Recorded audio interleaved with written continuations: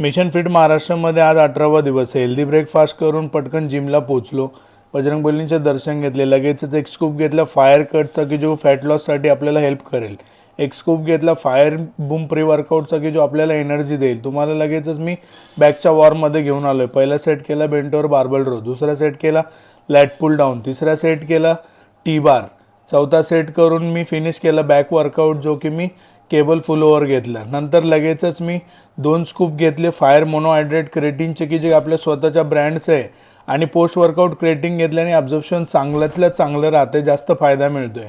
मग मी आणि आपली फॅमिली इथं निघालो देवगिरी किल्ल्यावरती दौलताबादच्या, जे की गरजेचं आहे जाऊन येणं कधीतरी रविवार असला की। मग मी मील घेतलं किल्ल्याच्या खाली उभं राहून। लगेचच निघालो आम्ही तिकीट विकीट खरेदी करून।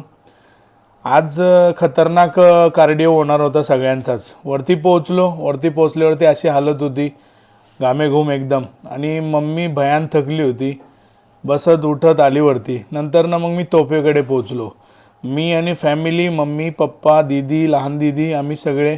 मग नंतर काय तुम्हाला माहिती आहे बॉडी असली की दाखवायला लागते, तर दाखवली अशा प्रकारे मम्मी आणि मी। मग सगळेच लवकर उतरलो, खाली उतरताना पण पाय मोजत नंतर घरी पोहोचलो। घरी पोहोचून लगेचच लंच केला आणि आपल्या बंटी भाऊच्या हळदीला हजेरी लावली आणि आजचा दिवस संपवला। जय